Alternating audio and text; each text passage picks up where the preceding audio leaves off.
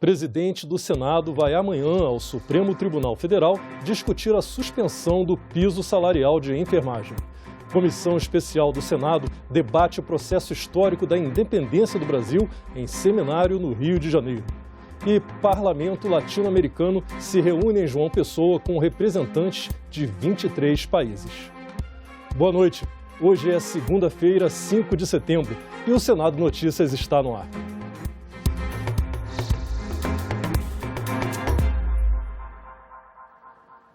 São 7 horas e 30 minutos. Neste momento está acontecendo no Rio de Janeiro o seminário O Senado Federal e os 200 anos da independência do Brasil, no Clube de Engenharia. Vamos conferir as imagens ao vivo aqui no nosso telão. O seminário faz parte da programação das comemorações do bicentenário da independência do Brasil e é promovido pela Comissão Especial curadora do Bicentenário da Independência no Senado, e em parceria com o IBEP, Instituto Brasileiro de Estudos Políticos. Estão na mesa do evento os senadores Randolfo Rodrigues, que vemos agora, e é presidente da Comissão Especial, e também o senador Jean Paul Prats.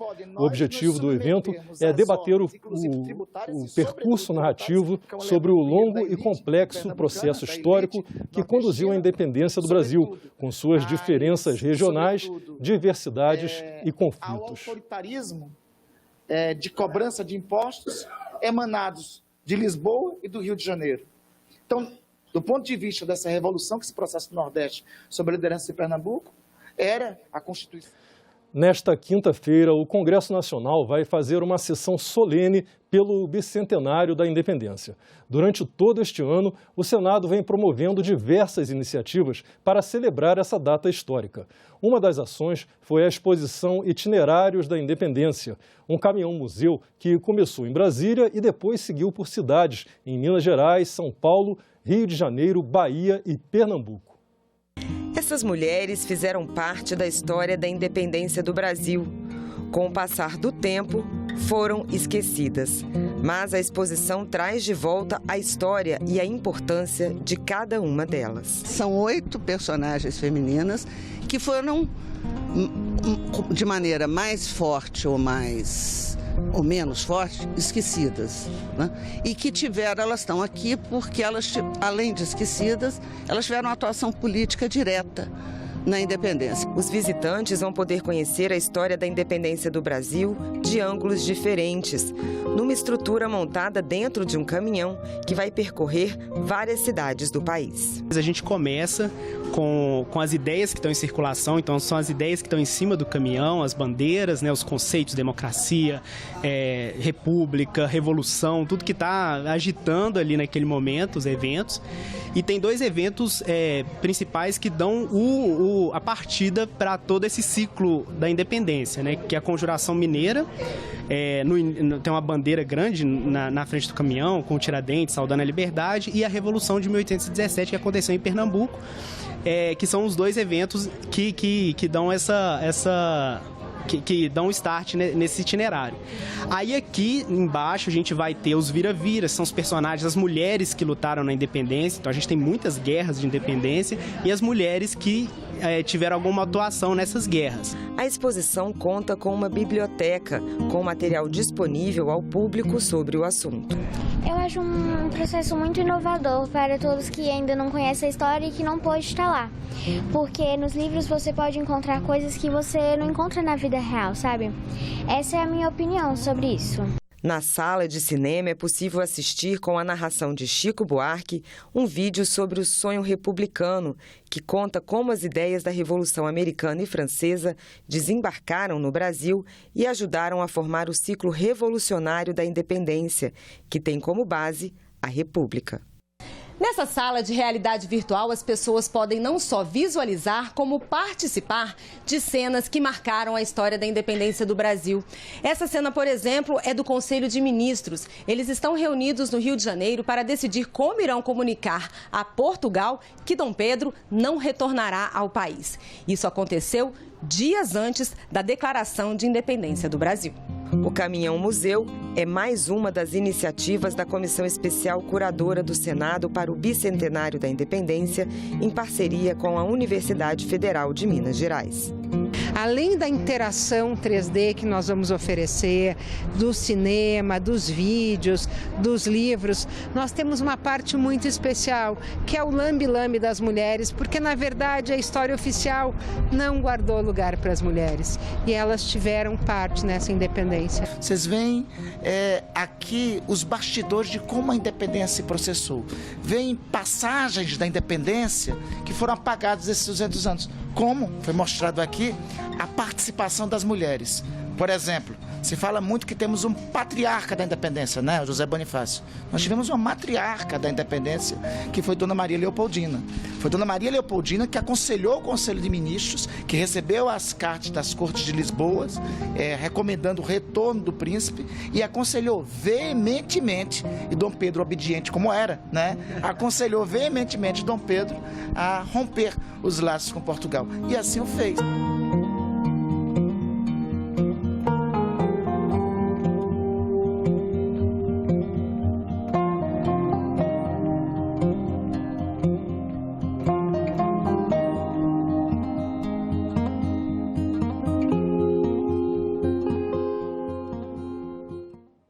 Começaram hoje na Paraíba as reuniões do Parlatino, o Parlamento Latino-Americano, para debates de temas relacionados à segurança, turismo e meio ambiente.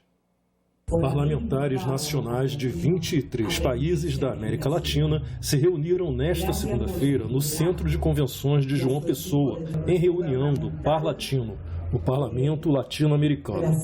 Durante 2 dias, os participantes vão discutir segurança, turismo e meio ambiente. A senadora Daniela Ribeiro, que trouxe esse evento para o Brasil, é secretária de Relações Interinstitucionais do Parlatino e ressaltou a importância do apoio mútuo e da cooperação para produzir força e estabilidade. Amanhã, o presidente do Senado, Rodrigo Pacheco, deve se reunir no Supremo Tribunal Federal com o ministro Luiz Roberto Barroso para tratar do piso salarial de enfermagem. Aprovado pelo Senado por unanimidade em junho e depois confirmado pela Câmara dos Deputados, o piso foi suspenso neste domingo por decisão liminar de Barroso. O ministro deu a liminar em resposta a uma ação movida pela Confederação Nacional de Saúde, Hospitais, Estabelecimentos e Serviços e determinou que o caso seja analisado no plenário virtual da Suprema Corte. O presidente do Senado foi um dos senadores que se manifestaram nas redes sociais logo depois da liminar. Ele escreveu: o piso salarial nacional dos profissionais da enfermagem, criado no Congresso Nacional, é uma medida justa destinada a um grupo de profissionais que se notabilizaram na pandemia e que tem suas remunerações absurdamente subestimadas no Brasil. Em nome do Parlamento, tratarei imediatamente dos caminhos e das soluções para a efetivação do piso perante o STF, já que o tema foi judicializado e houve decisão do eminente ministro Luiz Roberto Barroso. Ele continuou: não tenho dúvidas de que o real desejo dos 3 poderes da República é fazer valer a lei federal e, ao mesmo tempo, preservar o equilíbrio financeiro do sistema de saúde e entes federados. Com diálogo, respeito e inteligência, daremos rápida solução a isso. O governo encaminhou a proposta de orçamento de 2023 no último dia permitido na lei, 31 de agosto. O projeto traz previsão de cortes nas despesas públicas e reajuste básico do salário mínimo sem aumento real. O Auxílio Brasil também não atinge o valor de R$ 600 prometido pelo presidente da República. Mais detalhes com a editora do Agenda Econômica, Antônia Márcia Vale. Os números do orçamento são da casa de 5 trilhões, mas o que importa mesmo para o cidadão não chega à metade disso, porque mais de 50% são recursos usados para pagar juros, encargos e amortização da dívida pública. Nos itens que afetam diretamente a vida do brasileiro, o projeto da lei orçamentária traz cortes de despesas e investimentos e reajustes mínimos de benefícios e salários. Não existe na proposta previsão de aumento real do salário mínimo, mas apenas a reposição da inflação calculada pelo INPC projetado em julho para o fim deste ano. A projeção dos técnicos do Ministério da Economia indica uma inflação de aproximadamente 7,4%, o que eleva o salário mínimo para R$ 1.302. Mas se no fim do ano o índice for maior, o reajuste terá de ser recalculado. Os recursos destinados ao Auxílio Brasil são da ordem de R$ 105,7 bilhões, o que permite o pagamento de apenas R$ 405 às mais de 21 milhões de famílias inscritas no programa, em vez dos R$ 600 prometidos pelo presidente da República. Não há previsão também para a atualização da tabela do imposto de renda, o que fará com que o trabalhador assalariado pague relativamente mais impostos ano que vem. Os recursos destinados ao reajuste dos servidores do Executivo só permitem um aumento de 5%. Os trabalhadores do Executivo estão há 5 anos sem nenhum reajuste. A análise dos dados do projeto da Lei Orçamentária de 2023 está detalhada em uma nota técnica preparada pelas consultorias de Orçamento e Finanças do Senado e da Câmara. O estudo mostra ainda um corte generalizado nas despesas obrigatórias do governo, as despesas discricionárias. O corte chega a 36% no total, quando comparado ao que está sendo aplicado neste ano de 2022. Entre as áreas mais sacrificadas estão a saúde, com corte de 70%, assistência social, com redução de 64%, segurança pública, com perda de 34,7% e educação, onde os recursos minguaram em 11%. Quem quiser ver a íntegra da nota das consultorias legislativas pode ter acesso ao documento pelo site senado.leg.br. O plenário do Senado autorizou a cidade de Sorocaba e o estado do Ceará a contratar empréstimos externos com garantia da União. A votação foi na sexta-feira, último dia para essas operações neste ano, de acordo com a lei eleitoral. Para a cidade de Sorocaba foi aprovado um empréstimo de 16 milhões de dólares, o que equivale a 84 milhões de reais. O empréstimo será realizado entre o município de Sorocaba e o Fundo Financeiro para o Desenvolvimento da Bacia do Prata, o FONPLATA, e vai financiar parcialmente o Programa de Mobilidade e Desenvolvimento Urbano da cidade. Outro empréstimo aprovado foi entre o governo do estado de Ceará com o Banco Interamericano de Desenvolvimento, o BID, no valor de 150 milhões de dólares, cerca de 787 milhões de reais. O investimento será destinado ao financiamento parcial do Programa de Qualificação da Infraestrutura Rodoviária Estadual. De acordo com a lei eleitoral, a sexta-feira foi o último dia para a aprovação de empréstimos externos destinados a estados e municípios.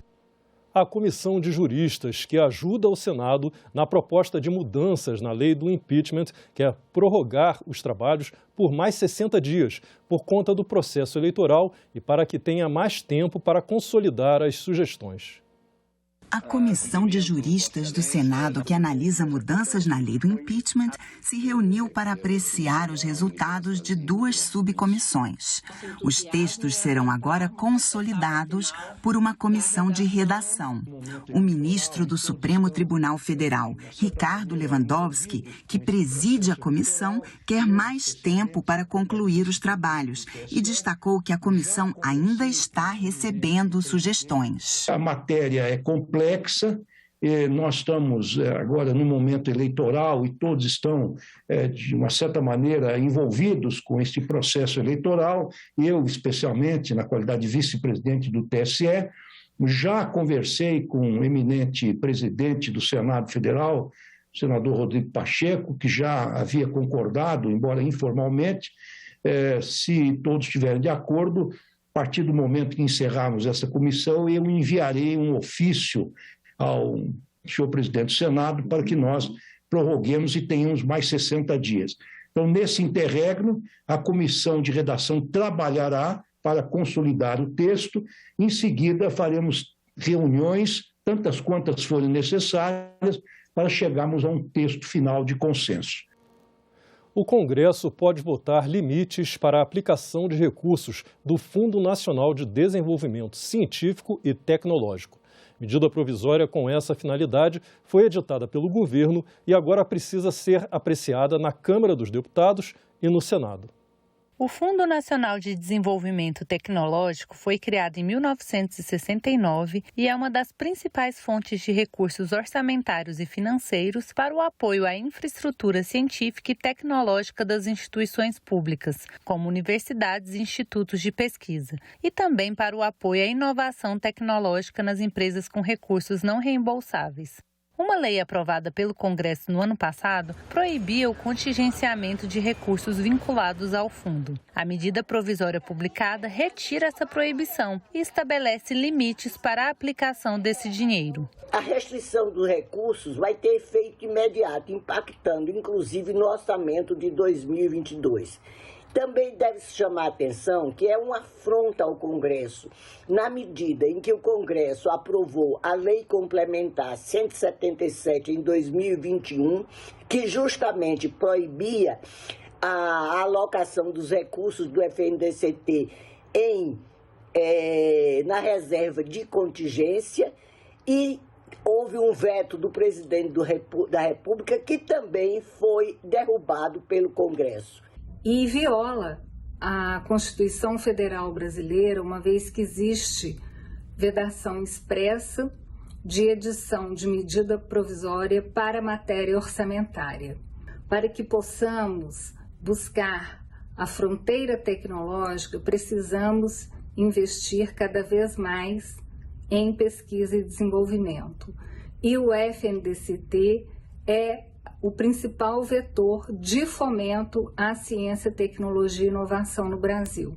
Segundo o texto da MP, os limites para a aplicação desses recursos vão ser anuais. Para 2022, o limite é de 5,55 bilhões de reais. Nos anos seguintes, o limite é um percentual do total da receita prevista no ano. 58% em 2023, 68% em 2024, 78% em 2025, 88% em 2026 e somente no ano de 2027 poderão ser utilizadas 100% da receita do fundo. De acordo com a MP, entende-se como receita prevista no ano a receita estimada e encaminhada pelo Poder Executivo Federal ao Congresso Nacional no projeto de lei orçamentária anual. A SBPC e a Iniciativa da Ciência e Tecnologia para o Parlamento estão solicitando ao presidente do Congresso a devolução dessa medida provisória. No momento de arroxo fiscal e também em momento de cenário eleitoral, o governo precisa criar espaço orçamentário para poder viabilizar a distribuição do Auxílio Brasil e também a concessão de emendas parlamentares, as chamadas emendas de relator ao orçamento. Por conta disso é que o governo precisa fazer escolhas e priorizar aqueles temas e aqueles desafios que são mais prioritários na sua agenda de momento. E é por isso que com essa medida o governo consegue liberar 5,6 bilhões de reais no orçamento público. O governo federal editou no mês passado uma medida provisória que autoriza a participação da iniciativa privada na exploração de minérios nucleares. O texto ainda precisa ser votado pela Câmara e pelo Senado. O Brasil é o 7º maior produtor mundial de urânio, minério usado pelas usinas nucleares. Ao todo, existem 450 usinas em todo o planeta que dependem do produto. Até hoje, a exploração do urânio brasileiro era feita apenas pela INB, Indústrias Nucleares do Brasil, empresa pública fundada em 1988 e vinculada ao Ministério das Minas e Energia. A medida provisória editada em agosto autoriza a participação da iniciativa privada na exploração dos minérios nucleares. Com essa medida, será possível buscar parceiros visando o desenvolvimento da pesquisa, da lavra e a comercialização de minérios nucleares e de seus concentrados e derivados. Antes da edição dessa medida provisória, já era possível a participação da iniciativa privada na situação onde o urânio aparece como um coproduto. A novidade que é que agora serão possíveis as parcerias privadas para pesquisa e lavra de depósitos contendo apenas urânio, ou naqueles onde o urânio tem o valor econômico superior ao mineral que está sendo prospectado. Vale também para os casos de extração de urânio de resíduos ou rejeitos de instalações minoindustriais em andamento. A Associação Brasileira para o Desenvolvimento de Atividades Nucleares concorda com a medida e considera que pode reduzir a dependência brasileira do mercado internacional. Apesar de ser rico em minérios nucleares, atualmente o Brasil importa a maior parte dos insumos necessários à fabricação do combustível nuclear para atender às usinas de Angra 1 e 2. Com a extensão dos trabalhos da INB envolvendo a iniciativa privada, o país terá um menor custo para a produção do combustível. A associação vê também uma oportunidade para o Brasil no contexto mundial neste momento. Que temos já a 7ª maior reserva de urânio do mundo. E hoje o mundo está altamente necessitando do combustível para suas usinas. Existem cerca de 450 usinas nucleares no mundo. Pouquíssimos países são capazes de produzir combustível para essas usinas.